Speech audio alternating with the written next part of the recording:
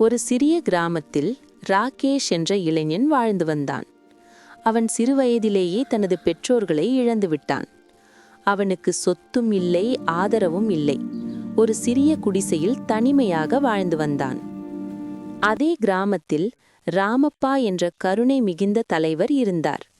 ராகேஷின் துயர வாழ்க்கையை பார்த்த அவர் அவனை வேலைக்கு வைத்து உதவி செய்தார். மேலும் அவனுக்காக தனியாக ஒரு குடிசையும் கட்டி கொடுத்தார். காலம் சென்றது. ராகேஷ் வளர்ந்து நல்ல இளைஞனாக மாறினான். அவன் எப்போதும் நேர்மையாகவும் உழைப்பாளியாகவும் இருந்தான். இதனால் தலைவருக்கு அவன் மீது அளவில்லாத நம்பிக்கை ஏற்பட்டது.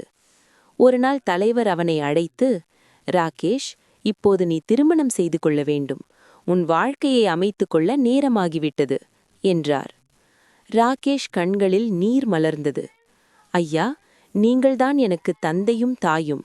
நான் உங்கள் உதவியை ஒருபோதும் மறக்க மாட்டேன் என்றான். தலைவர் அவனுக்கு நல்ல மனம் கொண்ட சீதா என்ற பெண்ணை பார்த்து திருமணம் செய்து வைத்தார். திருமணத்திற்கு பிறகு ராகேஷின் வாழ்க்கை மெதுவாக சந்தோஷமாக மாறியது. ஆனால் தலைவரின் மகன் சங்கர் இதை பார்த்து பொறாமை கொண்டான். அவன் குடி மற்றும் சூதாட்ட பழக்கங்களில் மூழ்கியவன். ஒரு நாள் அவன் தந்தையிடம் பெரிய தொகை பணம் கேட்டான்.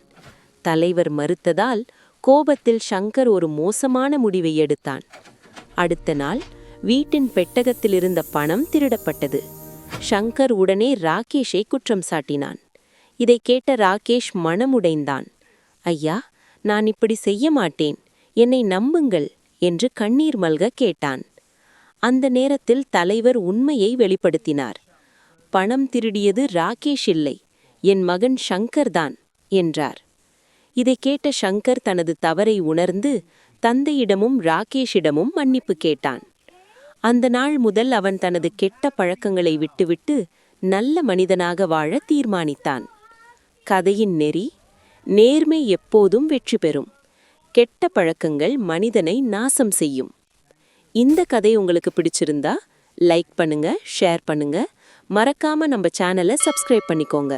நன்றி, வணக்கம்.